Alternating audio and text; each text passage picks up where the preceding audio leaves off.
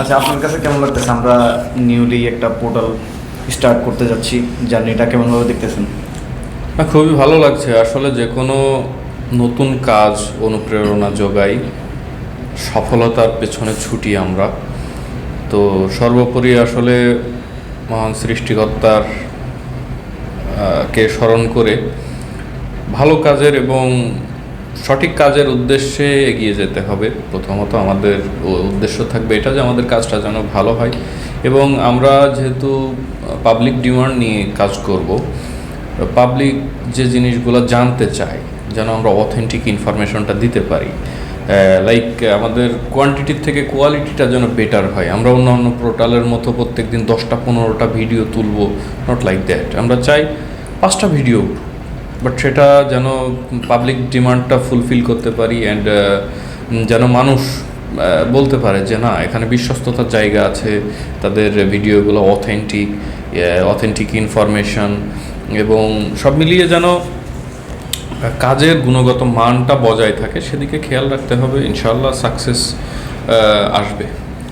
আচ্ছা, আমি আপনার জুনিয়র, আমার সাথে আপনার কেন মনে হইলো যে আমার সাথে কাজ বা একটা পোর্টাল ওপেন করলে আপনার আগ্রহ ভালো হচ্ছে, বা কোন অ্যাঙ্গেল থেকে আমাকে চুজ করা আপনার? দেখেন, কাজের ক্ষেত্রে সিনিয়র জুনিয়র কোনো বিষয় না। বিশেষ করে সোশ্যাল মিডিয়া বা ডিজিটাল মিডিয়ায় বর্তমানে সিনিয়র জুনিয়র বড় ফ্যাক্ট না। এমন অনেকে আছেন যারা সাংবাদিকতা করেন অ্যারাউন্ড 15 ইয়ার্স, 20 ইয়ার্স, 25 ইয়ার্স সাংবাদিকতা করেন, কিন্তু এমন আবার অনেকে আছেন যারা মাত্র 2-3 বছর সাংবাদিকতা করছেন, তারা অনেক কিছু জানেন।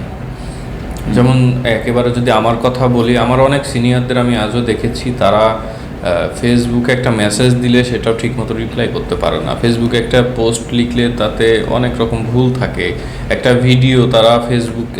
ভিডিও ফোনে নেয়ার পর সেটা এডিট করে ফোন থেকেই যে টিভি অফিসে ভিডিওটা পাঠিয়ে দেওয়া যায়, এই যে সহজ একটা সিস্টেম, তারা এখনও এই সিস্টেমের মধ্যে আসতে পারেনি।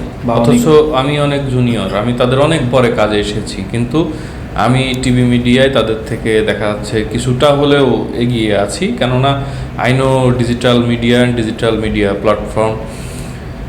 এই কাজের ব্যাপারগুলোতে আসলে সিনিয়র জুনিয়র বড় ভ্যারি করে না। আপনি কর্মঠ একজন মানুষ এবং ছুটতে পারেন, আপনার মধ্যে শেখার একটা আগ্রহ আছে, এবং কিছু জানি এবং কিছু জানাই, এই ধরনের একটা ধ্যান জ্ঞান আপনি মাথায় রাখেন এবং কিছু করার চিন্তা করেন, এটাই হচ্ছে সবথেকে বড় শক্তি।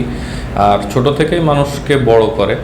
কোনো প্রতিষ্ঠিত কোম্পানিতে, যেমন আমি কিন্তু কোনো প্রতিষ্ঠিত কোম্পানিতে চাকরি করতে চাই না। আমি চাই একটা ছোট্ট কোম্পানিতে চাকরি করব, ছোট্ট একটা প্রতিষ্ঠানে, যে প্রতিষ্ঠানটা আস্তে আস্তে বড় হবে, যেন একদিন কোম্পানির ওনার বা কোম্পানির যারা আছে ম্যানেজমেন্টে, তারা বলতে পারে যে না, সাফায়েত আমাদের কোম্পানির জন্য কিছু করেছে, যে কারণে উই আর ডেভেলপ নাও। হ্যাঁ, ধন্যবাদ এস এম সাফায়েত ভাই। আমি আছি রাকিব হোসেন ব্যাপারী। দেখা হবে আপনাদের সাথে।